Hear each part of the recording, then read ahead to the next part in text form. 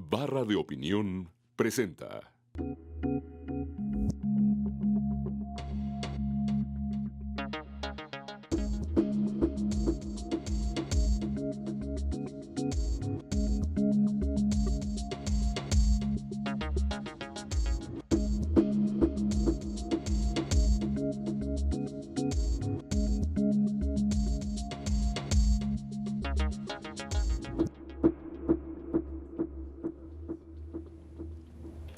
Muy buenas noches, bienvenidos a esta emisión de Entre Tres. Ya estamos metidos en la dinámica de las campañas, todo el mundo está siguiendo las quinielas de quién va a ser el candidato de los distintos partidos y dependiendo de cómo quedan estos ajustes ya empiezan a hacer sus apuestas de quién va a ser el próximo presidente de México. Sin embargo, la pregunta central es ¿y qué van a hacer con el país? Porque el país tiene serios problemas en seguridad, tiene problemas en su gobernabilidad, lo que ahora se ha dado en llamar la gobernanza, tiene problemas muy severos en su economía, que no crece en lo que podría crecer, tiene problemas de injusticia, de disparidad en el ingreso, brutal, tiene problemas de infraestructura, es decir, podríamos hacer una larga lista de problemas. Y la verdad se ha dicho, escuchamos muy poco de cuáles son las propuestas concretas de cómo piensan enfrentar esos retos. Sin embargo, ha habido una persona de los mexicanos que han levantado la mano y han dicho aspiro a ir a la presidencia de la República, a llegar a la presidencia de la República, que ha dicho, que ha preguntado, bueno, desde hace un año y medio, quizá en un artículo periodístico, ¿el poder para qué? ¿Para qué queremos el poder? Es un priista, Manlio Fabio Beltrones, quien ha estado con nosotros ya en otra ocasión, senador de la República, y que ahora está ya en esta recta final en el proceso de, diríamos, selección interna de su partido. Y es por eso en esta serie de programas que hemos tenido con los distintos mexicanos que están en esta tesitura, que está aquí el día de hoy, Manlio Fabio Beltrones, para platicar con nosotros. Manlio, muy buenas noches, bienvenido. Buenas noches, Federico, Jesús, Carlos. Gracias por la nueva oportunidad que me dan de estar aquí con ustedes. ¿Poder para qué? Pues para poder resolver en buena parte los problemas que hemos tenido por muchos años, sobre todo en estos 3 quinquenios finales, en los cuales no tenemos una clara idea de cómo enfrentar el tema de la falta de crecimiento económico, del empleo, de la pobreza, de la desigualdad, de la inseguridad, pues el poder para compartir en buena parte el propósito y el objetivo de resolver los problemas mediante políticas públicas inexistentes hasta hoy. ¿Pero cuáles? Porque obviamente todos estamos de acuerdo que hay que crecer más, pero ¿cuál sería el catálogo de reformas para promover un mayor crecimiento? ¿Cuáles serían las 3 medidas que si tú fueras presidente impulsarías en cuanto llegaras al poder? Yo he tratado de sintetizar, por cierto, en algunas publicaciones y en algún ejercicio último que he hecho en este libro de la vida y la política, los ejes que pudieran quizá ordenar ciertas ideas. Y creo yo que el nombre del juego hacia el futuro se llama certeza. Certeza jurídica en todos los aspectos, incluido el personal y el de negocios, ojo, el de las inversiones, sobre todo para que éstas se hagan con una visión de largo plazo. Yo creo que nadie, hasta el observador nos habló de la certeza. Todos están de acuerdo que hay que moverse del lado de la certeza. Pero ¿cuáles serían los instrumentos para moverse? ¿Y cómo le explica hasta López Obrador si no entra siquiera mínimamente a ver los órganos reguladores de la economía? Porque vamos a ir viendo uno por uno. ¿Cuáles son los cambios para darle certeza a la economía mexicana? Bueno, esto yo ya lo voté incluso para que los órganos reguladores de la economía vayan y se conceptualicen incluso constitucionalmente para evitar que estos tengan una visión de corto plazo, sino que se constituyan como una ruta de largo aliento en competencia, ojo. Y también hay una iniciativa de reforma constitucional que ahorita platicamos para que el tema de la competitividad entre ya como una razón, eje, propósito de cualquier movimiento en la búsqueda del crecimiento económico en el futuro. En el tema de telecomunicaciones, que es la parte más viva de lo que pueden ser las inversiones de los próximos años para generar crecimiento económico y empleo, y también en el de energía. Si tenemos 3 órganos reguladores verdaderamente del Estado mexicano y no del gobierno en turno, entonces habremos de aspirar a que las decisiones se tomen no con la pertinencia de lo que pueda ser el propósito del gobierno usted, senador, en este momento. Usted ha tenido una posición clave como líder del PRI para ratificar los nombramientos en las comisiones reguladoras.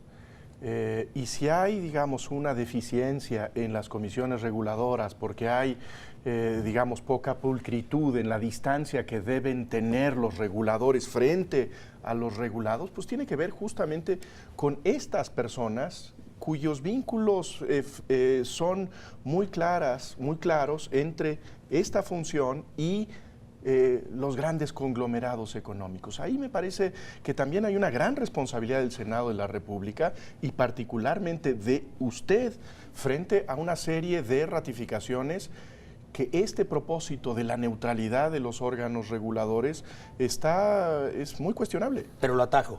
Y lo atajo rápidamente, Jesús, porque esto es importante y hasta tú me vas a dar la razón. El Senado no ratifica los órganos reguladores hoy en día. Esa fue una facultad que cuando fue a la Corte la llamada bien o mal llamada ley Televisa, los resultados de la Corte fue que el Senado no tenía ni tan siquiera facultades para la no objeción, porque se trataba de órganos desconcentrados y no descentralizados. Y por eso hoy en día estamos ante una situación en la cual el presidente puede hacer nombramientos transeccionales sin tan siquiera la intervención de otro poder. Ahí es donde se encuentra toda la base de esta reforma constitucional que yo ya voté en el Senado y que se encuentra a disposición de la Cámara de Diputados. Hoy en día el Senado no ratifica y por eso es que los últimos nombramientos no cumplen con los requisitos legales. Incluso por no cumplir alguno de ellos lo tenemos denunciado ante la Procuraduría General de la República, porque el delito lo comete el funcionario que acepta esa función, no el que lo nombra, sabedor de que no cumplía con los requisitos. Ahora, es cierto que en los órganos reguladores no hay esa aprobación. Lo hay en los... Pero son transaccionales los nombramientos. Los hay ¿Qué despropósito? En los nombramientos de los jueces, de los ministros de la Suprema Corte, lo hay en los funcionarios del Banco de México. Yo creo que ahí el Senado ha hecho razonablemente bien su trabajo. Pero hay un ejemplo que a mí me espeluzna, que es el del IFE, donde es, digamos, la mayor desconcentración posible en la medida en que el presidente ni siquiera propone, se ponen de acuerdo entre ellos. Y hemos visto 2 fenómenos. Uno, si alguna captura hay de parte de los reguladores por parte de los regulados, es en el IFE, con los que hoy están, que algunos están muy cercanos a los partidos, sobre todo al PRI y al Verde, y hemos visto el enorme problema para nombrar a los faltantes. Obviamente el espíritu fue distinto, Carlos. Por eso, pero los espíritus se corrompen. El espíritu del IFE es distinto al de los órganos reguladores. Y aquel es una autonomía que se descubre por el no nombramiento del presidente. Aquí nosotros conservamos el nombramiento del presidente, pero le damos una ruta de claridad para evitar el cuoteo. ¿Cómo? Bueno, el presidente nombra y si el Senado no le gusta el nombramiento, el presidente vuelve a nombrar y si no, el presidente nombra. Pero pasa por el mismo mecanismo de la Suprema Corte. Así es. Ahora, no presenta ternas, presenta nombramientos que cumplan con los requisitos legales, con las obligaciones legales. Hoy en día cualquiera puede acercarse a ser miembro de la COFETEL, de la COFECO o de la CRE simplemente por la voluntad presidencial y porque trabaja con él y porque no se le ocurrió ver a otro. Ahora, tú has insistido mucho en este papel, diría yo, de equilibrio institucional, de peso y contrapeso del Senado de la República. E incluso has hecho algunas propuestas que a algunos al principio les sonaron descabelladas, como la ratificación de todo el gabinete, es decir, no solo de unos cuantos miembros del gabinete, sino de todo el gabinete, porque piensas que esto podría darle más estabilidad. ¿Por qué no nos explicas? Porque para el auditorio que nos está escuchando ahorita decir, bueno, ¿qué ganamos con la ratificación en el Senado del gabinete? ¿Cuál sería la aportación de complicarnos todavía más la vida, no? ¿Cómo no, Federico? Porque además era la pregunta también que ustedes me hacían previamente, tanto Jesús como Carlos. Decía yo, certeza jurídica y entonces órganos reguladores perfectamente bien conceptualizados en donde se involucren dos poderes, pero con el propósito de tener gente calificada transeccionalmente. ¿Qué importa qué presidente de la República llegue si tenemos órganos reguladores independientes y que tienen una duración más allá de su sexenio, que no están comprometidos con ellos? Segundo, la certeza ciudadana. Esa ustedes la promovieron, ustedes le han dado un seguimiento. Candidaturas independientes de partidos políticos, iniciativa ciudadana y lo que es referéndum o consulta popular, pasando por algunos otros ingredientes ahí que son reelección, que no les ha gustado mucho a algunos diputados y que eso se encuentra en discusión. Pero esta es una certeza ciudadana, ¿eh? Y la certeza de gobierno. ¿Qué es lo que proponemos hoy en día y que se encuentra, por cierto, confirmado por la mayoría de los coordinadores parlamentarios que asisten en el Senado? Una iniciativa de reforma constitucional para poder hacer opcional lo que son gobiernos de coalición. ¿Esto qué quiere decir? No se está buscando un semipresidencialismo, no se está buscando un parlamentarismo, obviamente, se está buscando modernizar el sistema presidencial mexicano con un ingrediente, con un instrumento novedoso que nos resuelva dos de las preocupaciones que tenemos y que las traemos desde hace muchos años. Primero, la creación de políticas públicas alrededor de un sexenio en el cual exista coalición o exista un objetivo común. Políticas públicas sobre educación, políticas públicas sobre seguridad pública, políticas públicas sobre crecimiento económico y generación de empleo, y así podría seguir. A cambio, el coaligado que le da la razón en las políticas públicas, el presidente le entrega la ratificación de sus nombramientos. Ojo, el presidente conserva su facultad de nombrar y remover libremente a cada uno de sus funcionarios, pero pasa por una criba de calidad que es el Senado de la República. Pero ninguno de estos cambios necesitaría una estructura constitucional para darse. El presidente Calderón pudo haber invitado, y de hecho hay noticias de que hizo el intento de invitar a miembros del Partido Revolucionario Institucional a su gabinete, y el PRI dijo no. Este razonamiento que se nos ha dado de que no había un cobijo constitucional, pues me parece que tiene que ver más bien con la idea de háganse ustedes responsables del barco y allá nos vemos dentro de 6 años para ver cómo lo hicieron ustedes. Tiene que ver también con un sentido de corresponsabilidad de las oposiciones, y en donde creo que el PRI también tendría que darle cuentas a la ciudadanía de qué ha sido su gestión como oposición. Tienes toda la razón. Y ahí, para mí, no habría más que aceptar tu reflexión. No obstante, yo quisiera también que ustedes consideraran que el sistema presidencial mexicano necesita también de estímulos para poder funcionar alrededor de los acuerdos que se deben de convenir entre quienes tenemos objetivos comunes. ¿Cómo no identificarnos entre partidos en la necesidad de tener una educación de calidad y sobre todo que esta educación se diferencie perfectamente bien entre lo que puede ser la educación elemental y la educación profesional? ¿Cómo no coincidir en la necesidad de la competencia? Pero es que hay muchos objetivos. Nadie debate sobre los objetivos. Los objetivos es que seamos felices todos. Y también que crezcamos más. Y los objetivos hoy en día es revisar las encuestas pero, para ver quién va a ganar, pero no cómo nos va a ir. Pero las diferencias empiezan cuando se empiezan a morder los intereses. Es cierto. Y el partido, y el PRI es una confederación de intereses en donde se puede hablar muy bonito de los grandes objetivos, pero en el momento en que se tocan estos intereses y estas alianzas electorales, ahí sí el asunto es que tomen la decisión los otros, que paguen los costos políticos los que están en los pinos. Pero por cuestión de incentivos también, tú lo acabas de reflexionar y bien, y creo que yo lo platiqué en esta mesa.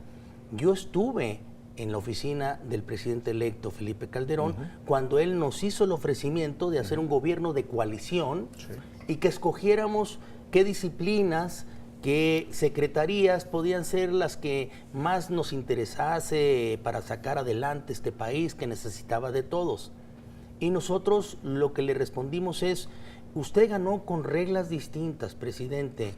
usted tendrá que hacer un trabajo correcto y es su responsabilidad. En el caso de que usted quiera convocar a gobiernos de coalición y para poder incentivar la creación de los mismos, pongámoslo en la Constitución con responsabilidades y deberes de cada uno de nosotros y cumplamos con esa tarea.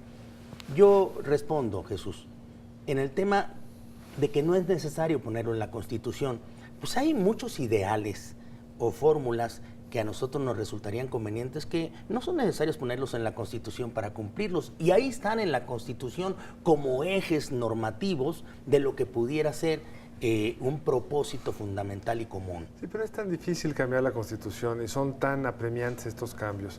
¿Por qué no haberle entrado con lo que se puede hacer?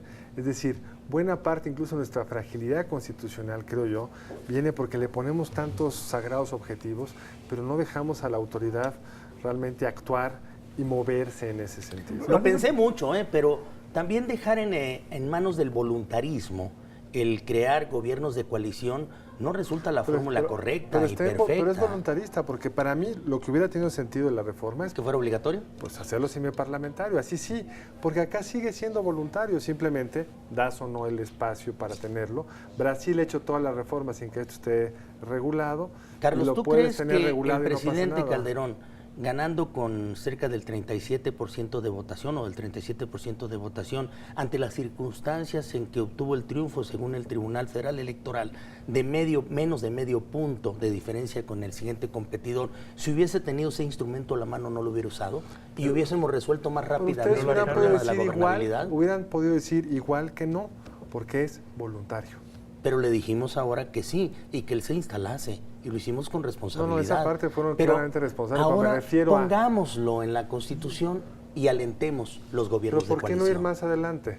¿Por qué nos quedamos en las alianzas electorales que nos sirven para ganar, pero no nos sirven para gobernar? Yo les propongo algo, tenemos que ir a un corte. Vamos a un corte y cuando regresemos, ¿por qué no hacemos un ejercicio de tratar de explicarle al auditorio cómo funcionaría esto con los numeritos que tenemos más o menos accesibles sobre cómo viene la elección del 2012? ¿Cómo podría funcionar esto? Vamos a un corte y seguimos platicando con el senador Beltrones.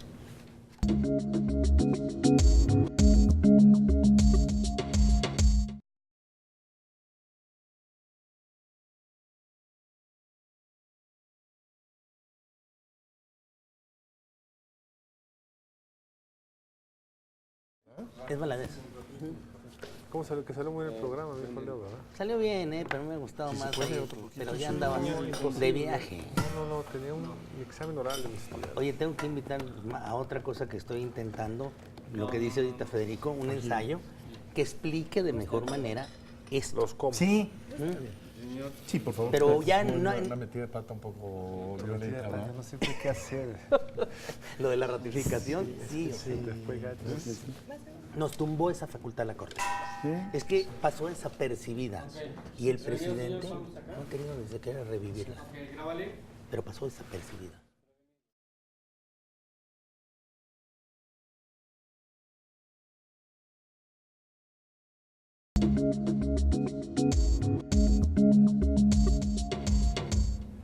De regreso con el senador Beltrones, discutiendo cómo se podría hacer efectivo, cómo se podrían generar incentivos para la colaboración entre los partidos políticos en caso que el presidente no tenga mayoría en las cámaras.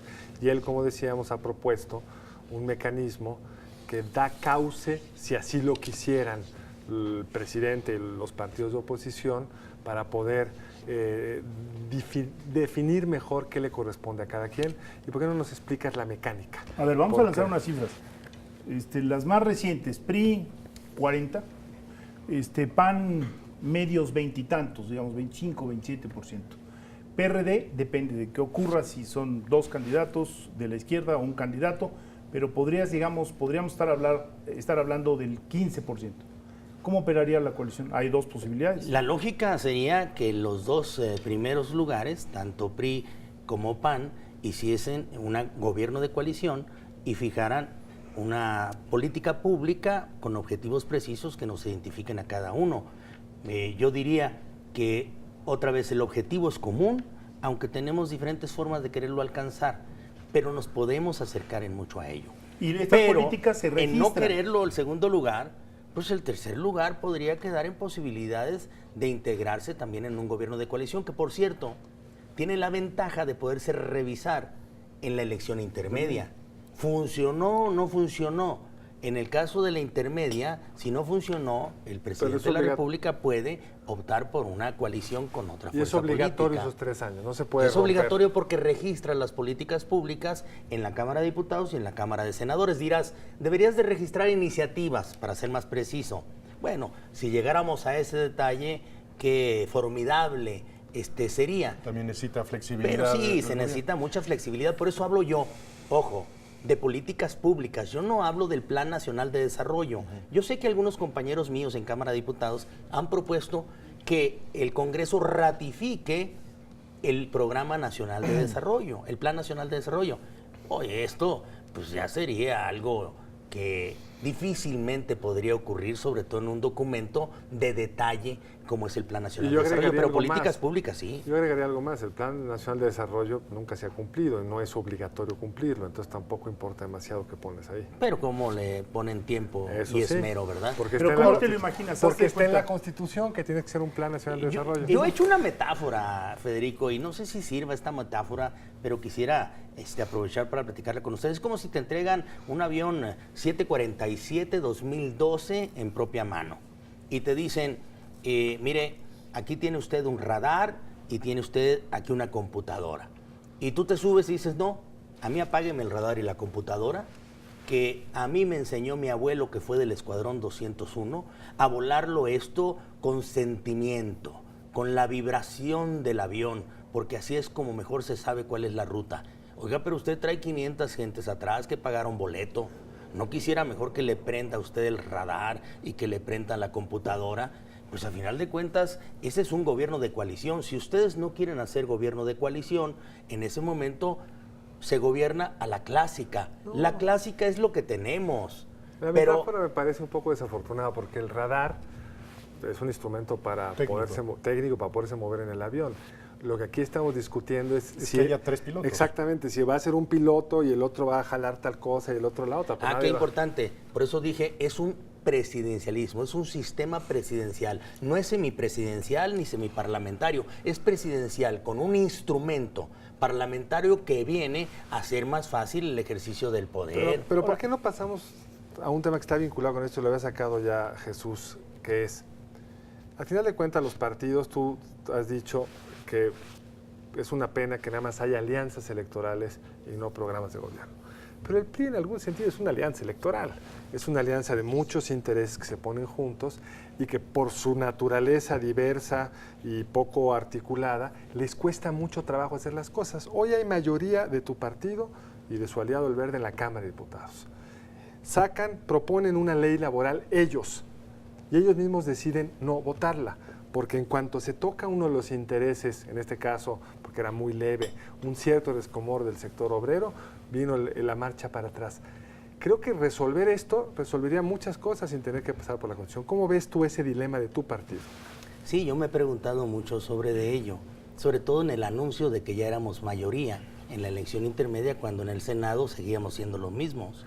Yo soy la segunda fuerza. Pero lo interesante es que se atora 128. donde hay mayoría, no se atora donde hay 3 partidos. Sí, quizá también lo que falta es discutir hacia adentro del PRI qué es lo que queremos y ponernos de acuerdo antes de simplemente pretender volver a ganar el poder. Pero no parece que haya mucho interés en discutir en el PRI. Yo le he oído a usted hablar desde hace un buen rato de que hay que debatir sobre para qué quieren el poder y yo veo que lo dejan solo. Hay ahí una candidatura muy perfilada en más de un sentido que no parece particularmente interesada en plantear un proyecto, una serie de ideas y no tiene mucho interés tampoco en debatir con usted. Lo están dejando, digamos, con este libro ahí solito. No, vamos a terminar un ejercicio que yo espero que sea bastante rico en la participación y en las ideas y sobre todo en fijar los objetivos de qué hacer en el caso de ganar las elecciones del 2012. Y esto está llevado a cabo a través de la Fundación Colosio, que por cierto pretende terminar estos ejercicios a más tardar el 27 de octubre. Para ello habrá 3 foros fundamentales después de haber escuchado a muchos y haber integrado, sobre todo en la parte económica, en la social y en la de gobierno, cuáles son las ideas que mejor fluyen dentro del PRI para hacerlas un programa de gobierno. Yo sí estoy muy confiado y esperanzado de que ese ejercicio lo terminemos en el PRI antes de resolver quién va a ser nuestro candidato. Ahora, permíteme regresar al tema porque la propuesta está sobre la mesa. Gana el PRI la presidencia de la República con el 38-40%. Existe una segunda fuerza, que lo más probable es que sea Acción Nacional, y está, digamos, el mecanismo de la coalición. ¿Cómo se implementa? Seguridad pública, que es el asunto número 1. Se van a poner de acuerdo PRI-PAN y van a decir, y estas son las iniciativas que pretendemos impulsar, y eso queda registrado ante el Congreso. ¿O cómo se come este platillo de la coalición, no? Sí, cómo no, Federico. Si llegara a verse hasta en el detalle de las iniciativas, sería lo correcto y tendríamos tiempo suficiente como para poderlas elaborar antes de que el próximo presidente asumiese el 1 de diciembre el poder. Y entonces tendríamos desde el momento de la calificación, que no pasaría más allá de septiembre, para construir esa coalición en ese periodo legislativo y registrar iniciativas, si es posible, ya de detalle, para que éstas sean votadas de inmediato en el momento en el que se asuma o antes de que se asuma el poder. A cambio, entonces se resolvería quiénes son los personajes más adecuados para que esa política pública surte efectos, porque de lo contrario tendríamos políticas públicas bien definidas, pero quizá no el mejor operador. Salir ganando en los dos términos. Y eso es negociación pura. O sea, tanto es apuesta a la política, es apostarle a la política, no a las cláusulas de gobernabilidad de una u otra manera, o a las segundas vueltas electorales que te pueden resolver la legitimidad del presidente en turno, pero no te resuelven las mayorías estables que te permitan que las políticas públicas surtan efecto. No, yo estoy de acuerdo que esa es la ruta, no comparto la otra, la de las mayorías artificiales, porque aún la segunda vuelta es un poco eso, una mayoría artificial. Simplemente creo que habría que modificar más cosas para generar realmente los incentivos para la colaboración. Si realmente tomas en serio el tema de una adecuada representación de todos los intereses, pues el sistema parlamentario con su representación proporcional es el que ha resuelto ese dilema. Ahora, yo creo que hay aquí un tema que tiene que ver, ahorita estamos hablando de un tema que tiene que ver con la formación de un gobierno y las herramientas de un gobierno. Pero a mí me parece que en el momento dramático en el que vive el país hay un asunto previo que tiene que ver no con el régimen político, sino con el Estado. Es decir, con esta palabra que está en su primera referencia del título del libro que ha presentado, que es el orden. El país necesita no solamente la construcción de una mayoría, sino necesita la recuperación del Estado. Y si hablamos de eso en relación con su propuesta, me parece que no solamente tenemos que hablar de sus ideas y de lo que está escrito, sino de su experiencia. Y su experiencia en términos de estos asuntos de seguridad pública está ligada a un tiempo de la historia mexicana afortunadamente superado, que es un momento predemocrático. En este sentido, me parece que su experiencia no es una credencial para los tiempos del pluralismo, los tiempos de la separación del poder, los tiempos en donde los derechos humanos cuentan, y no los tiempos en donde Fernando Gutiérrez Barrios era secretario de Gobernación, a quien usted sirvió. Como subsecretario de Gobernación también, Así es. No nada más como secretario. Así es. Y por cierto, en una muy interesante combinación de un demócrata puro como Jesús Reyes Heroles como secretario y el otro como subsecretario de Gobernación, en momentos en los cuales habría que lidiar, porque eso era lo que se estaba viendo en el mundo, con dos bloques económicos. El bloque que teníamos en la Guerra Fría hacia Estados Unidos y el bloque soviético, que por cierto el primero financiaba dictaduras en Latinoamérica y el segundo financiaba guerrillas. Y nosotros estábamos en el intermedio sin las dictaduras y sin las guerrillas, de tal manera que alguien muy inteligente fue el que vino a decir que esta era quizá una dictadura perfecta. Pero bueno, en ese tiempo, y por cierto aquí lo relato, en este libro, a mí me ha dado el privilegio de poder haber participado en lo que fue el régimen hegemónico, un sistema presidencial pensado para el mismo, con algunos ingredientes novedosos que incluso hicieron aparecer la pluralidad en México, no obstante que todavía estábamos en esta etapa predemocrática en México, pero buscando esa salida. También me tocó participar como subsecretario de Gobernación en la creación de todas las instituciones que permitieron de una u otra manera en el tiempo un aterrizaje suave en lo que es la alternancia. Y hoy estoy decidido a vivir la transición. Este es un privilegio que la vida le da a un político y no voy a cejar en el propósito.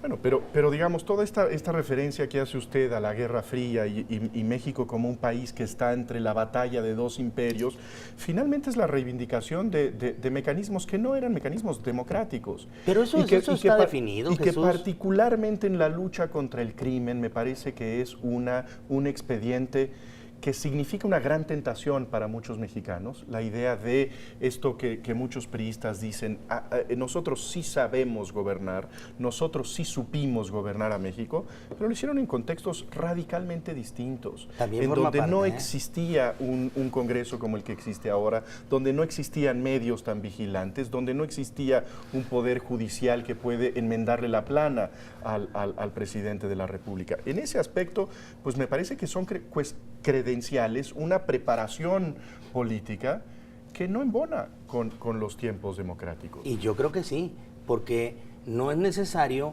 el que tú digas que debe de ser novedoso y recién nacido en la democracia mexicana como para no entender lo que son los grandes retos y las asignaturas pendientes para que esa madurez democrática ahora se refleje en algo muy importante, en resultados de la democracia. A mí me preocupa hoy en día... Resultados y también procedimientos A mí me democráticos, preocupa hoy en también día, rigor Jesús, con el procedimiento. me preocupa mucho que existan voces de uno y otro lado que empiecen a decir que la democracia no nos ha dado los resultados que nosotros esperábamos y que entonces estén pensando en actitudes y en propuestas regresivas. Yo, por el contrario, digo que los problemas de la democracia se combaten con más democracia y hacia adelante, ni un paso atrás. Y por eso buscar nuevos mecanismos que acomoden al sistema presidencial mexicano en un ambiente de polaridad, de pluralidad, pero sobre todo de inquietudes democráticas. A ver, déjame, la pregunta de Jesús me deja, digamos, de alguna manera inquieto, porque, a ver, lo voy a poner así, hace 3 semanas estuvo en esta misma mesa el senador Carlos Navarrete, y hubo una pregunta que le formulé yo, en donde le dije, bueno, Carlos, tú fuiste un hombre de izquierda. Dijo, no solo de izquierda, yo fui comunista y estatista, pero el mundo cambió, el país cambió. Y yo cambié y ahora yo me defino como socialdemócrata, lo dijo en la misma silla en la que estás tú sentado. Entonces, lo que acaba de plantear Jesús es digamos, un dilema que pareciera no dar esa oportunidad. Decir, bueno, usted viene senador del régimen pasado y entonces se canceló.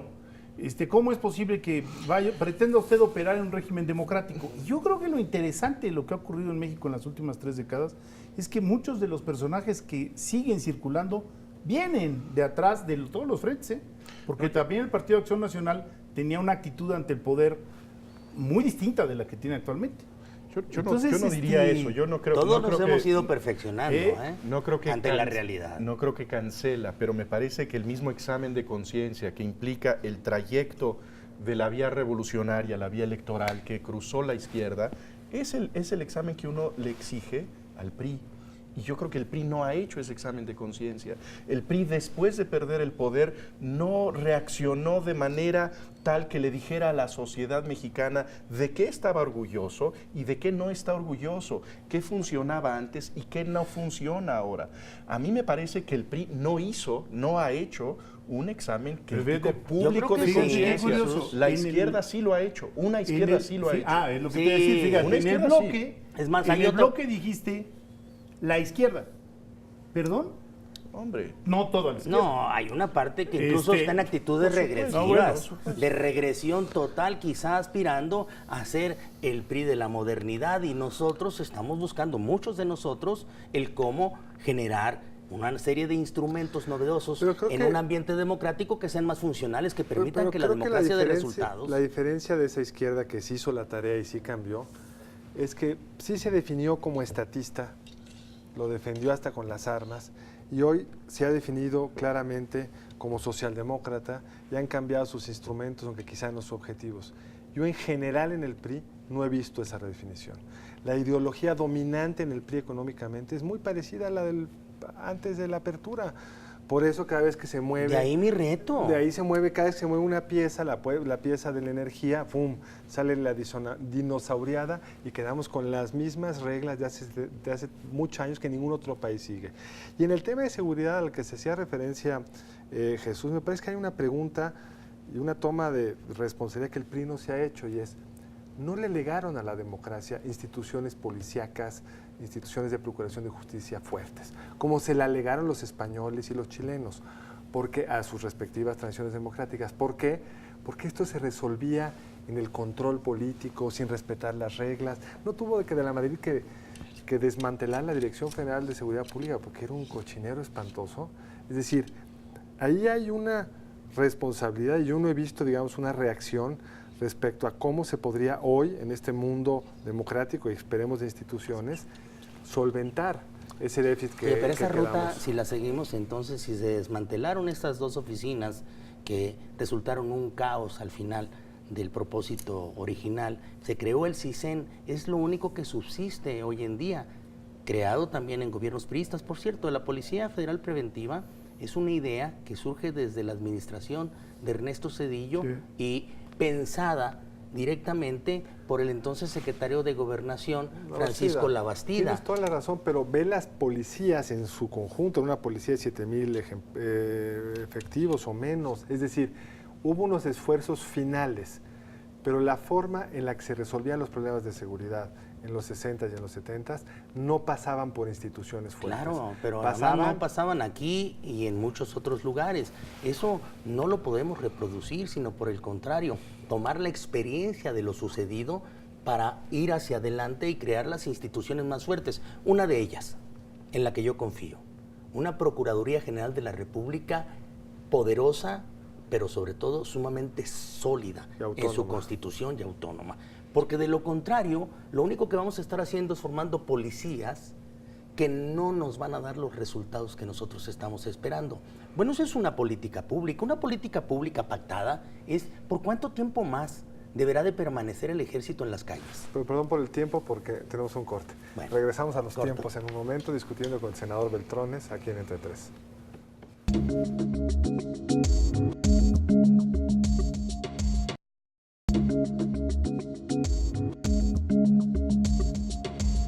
Bueno, seguimos hablando con el senador Manlio Fabio Beltrones. Estábamos hablando sobre la exigencia de la recuperación del orden en el país, la necesidad de apostar por instituciones, y aquí vivimos, en este momento vivimos una situación anómala, que es el que el ejército mexicano está a cargo de la seguridad pública. ¿Qué es lo que piensa usted sobre este tema y de qué manera podemos empezar a vislumbrar el hecho de que los militares regresen a los cuarteles y que las policías tengan la corpulencia para hacer frente al crimen organizado? Sí, el orden del que yo hablo no es referencial específica y exclusivamente en materia de seguridad pública y de justicia, sino en muchos aspectos de la sociedad mexicana que, por no tener esa disciplina y ese orden, no tenemos en el contexto una política pública definida. Y el rumbo es en plantear, en la suma de estas políticas públicas, cuál es el destino de México, no por el próximo sexenio, sino cómo nos lo imaginamos dentro de 25 años. En específico, en seguridad pública, el Ejército y la Marina han tenido que salir a las calles en apoyo, en auxilio de las fuerzas del orden civil, que han sido incapaces de brindarnos la seguridad que todos exigimos ante la delincuencia organizada. Estos lo han hecho con reglas muy anteriores a lo que puede ser hoy sus funciones. ¿Cuándo vamos a revisar las mismas? ¿Lo vamos a hacer en el camino acomodando las calabazas o les vamos a dar la certidumbre a cada uno de ellos? Nosotros ya hicimos, no la iniciativa, sino una minuta votada la iniciativa en el Senado sobre la Ley de Seguridad Nacional que está a disposición de Cámara de Diputados. Pero esto debe de formar una política pública, perdón por la expresión reiterada, en la cual coincidamos todos para evitar tantas discusiones y las soluciones sean más rápidas que lo que hoy aparecen. El Ejército, y lo he escrito o lo he declarado en diferentes lugares, pues mínimamente para el próximo gobierno, si no sabe qué hacer con su función en los primeros 100 días, no podrá acomodar verdaderamente la propiedad de su acción a lo que todos nosotros estamos deseando. ¿Qué quiere decir eso? 100 días para hacer que el gobierno se comprometería que en esos primeros 100 días... ¿Pasaría qué? ¿Qué pasaría? ¿Cuánto tardas en crear las policías y la capacitación de la policía o la suma de policías en policías estatales, como también se ha planteado? Mucho más de 100 días. ¿Cuánto tardas en hacer una política pública al respecto y en fijar entonces en esos 100 días mínimamente cuánto más el Ejército, las Fuerzas Armadas deben de permanecer en la calle, pero con fechas específicas? Tú no puedes aspirar... Tú dices, en esos 100 días se establecerían las reglas del juego, o sea, claro, no más que de 100 sí. días Y para decir el Ejército. Para eso es la política pública, para eso los invitas a hacer políticas públicas. Temas que están ahí todavía pendientes. ¿Mando único a nivel nacional o no? Claro que sí, pero mando único a nivel nacional y estatal. O sea, una gran policías policía federales y y las gran policías policía estatales. Ahora, otra vez, los gobernadores podrían tener mandos únicos si quisieran, pero no los tienen. Lo podemos convenir. Hoy en día esto vendría siendo parte de un convenio en la cual una policía estatal podría aglutinar a las municipales y también la Policía Nacional podría convenir con las policías estatales ciertas políticas públicas, pero no lo hacen. Bueno, por eso hay que ponerlo también dentro de la ley. Uno de los temas que más se dice y con razón es que no se ha resuelto el problema de lavado de dinero. Vamos por los malos, pero no por su dinero. Usted saca una iniciativa, una minuta, está en la Cámara de Diputados y otra vez está atorada ahí. ¿Por qué? ¿Por qué no hay más capacidad de la Cámara, que tiene un solo partido realmente para tomar las decisiones importantes, de mover este tipo de temas? ¿Y por qué el Senado no presiona más por las minutas que mandó? Yo podría hacer muchas observaciones, pero quizá concluiría en que no es suficiente tener la mitad más uno de la Cámara de Diputados para asegurarte de que las cosas pasen. No hay un voto monolítico ni tan siquiera dentro del PRI y menos sumado con el Partido Verde Ecologista en esa misma representación.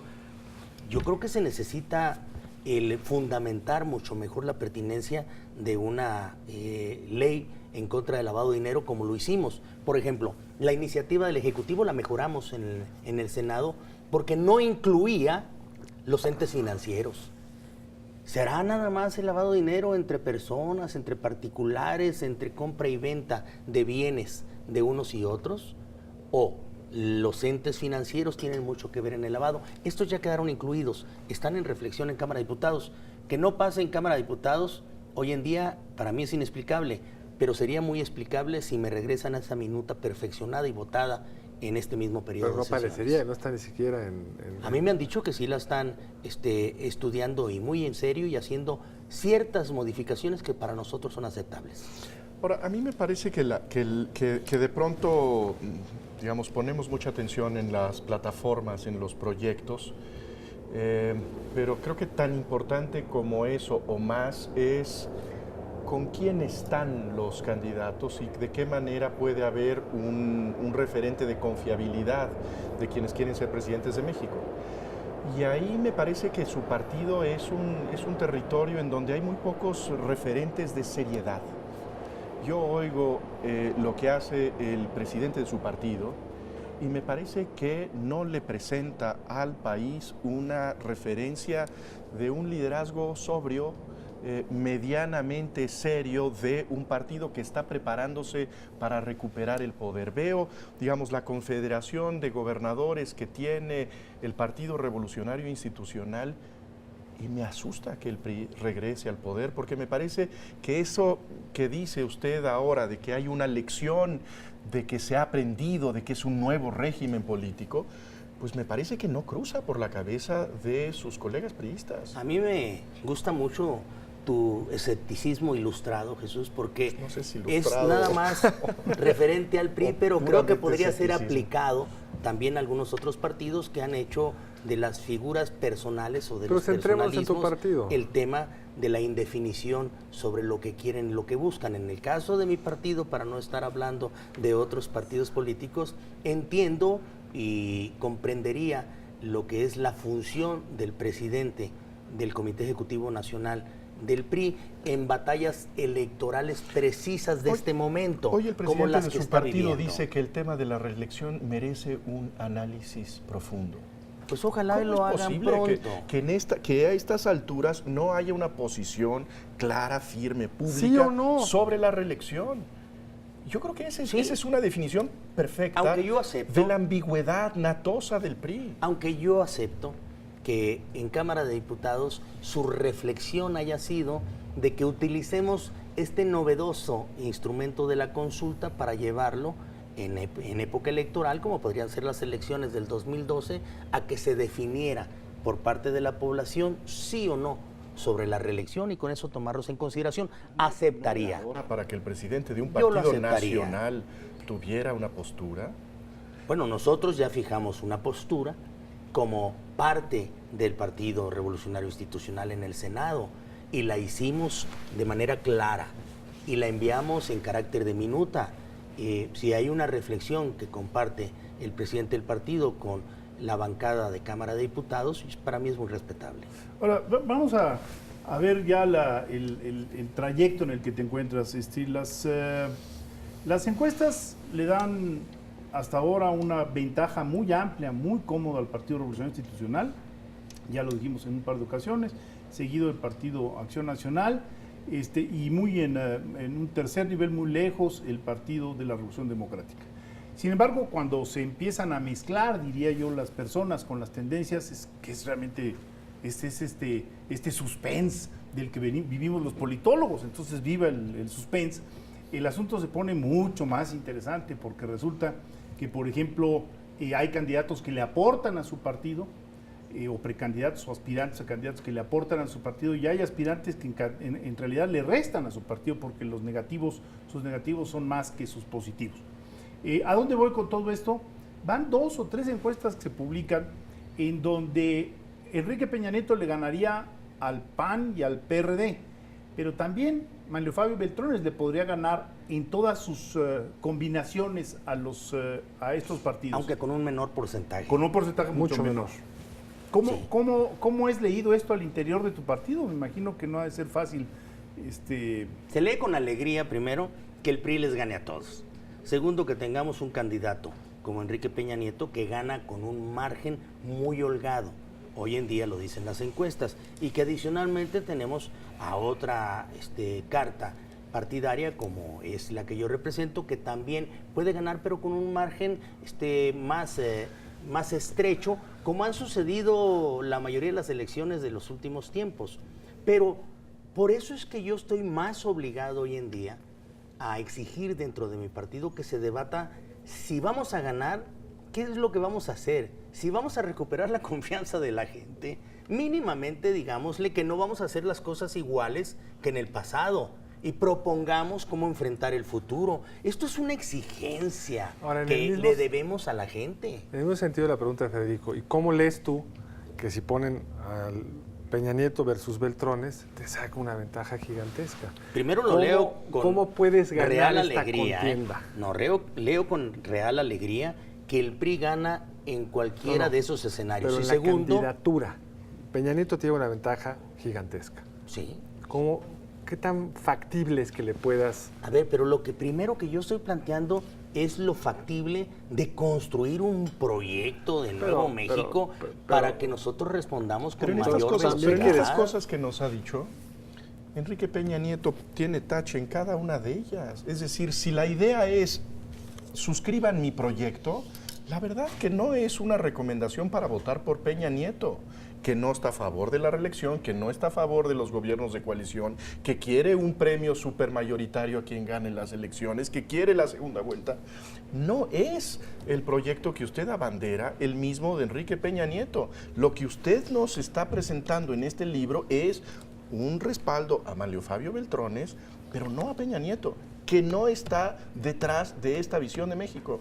Es mi posición, Jesús, dentro de mi partido por la que yo pretendo luchar y hacerla valer en cada una de las discusiones que se dé en el momento en que nosotros construyamos el proyecto de un nuevo México que nos imaginamos hoy en día.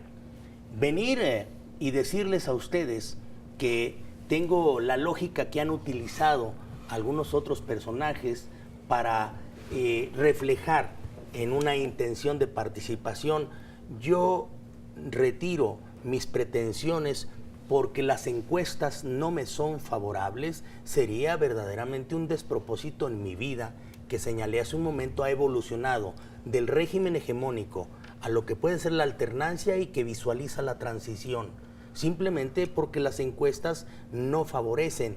Es cuando más uno se ve exigido de poner proyectos de nación por enfrente que nos permitan a nosotros ir en la misma frecuencia de apoyo a un partido que va a competir en las elecciones de julio con el candidato que sea mucho más rendidor. Ahora, un tema que está haciendo mucho ruido y que tiene que ver más con lo que has hecho en el pasado que en el presente, que es la ley electoral. A mí me parece una ley con enormes problemas. ¿Te arrepientes de haber sacado esa ley? De ninguna manera, sobre todo porque llegamos a conclusiones quizá no las totalmente correctas, que pretendían resolver un problema que veníamos arrastrando y que casi terminó en un conflicto en el 2006 en la cual el presidente no podía tomar posesión y que era referente y que era referente a la inequidad, que por cierto la denunció en el año 1994 el mismo Ernesto Zedillo, que se vio triunfador con más del 50% de la votación. Pero las elecciones del 2006 no fueron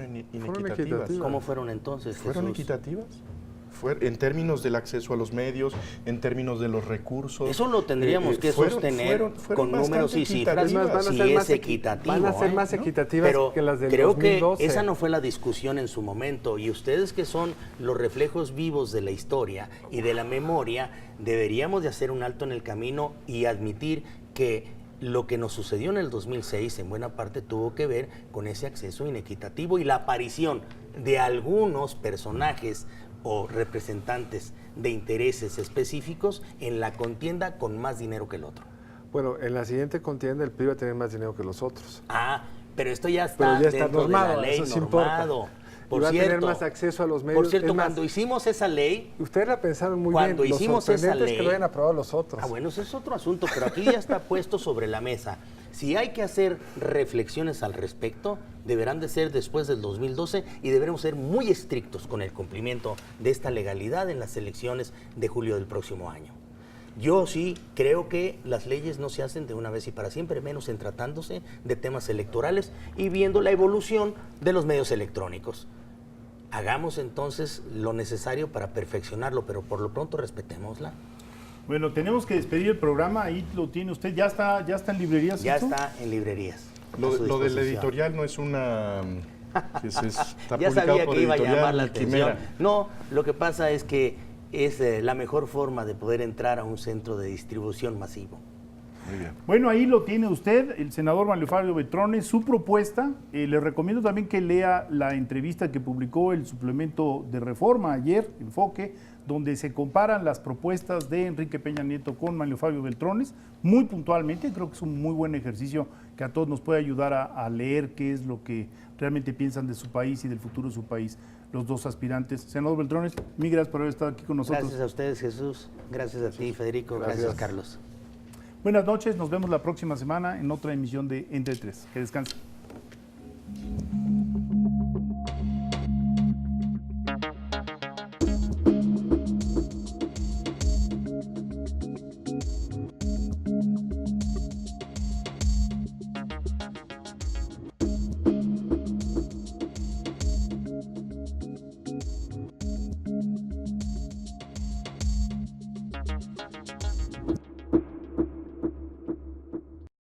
Barra de Opinión presentó.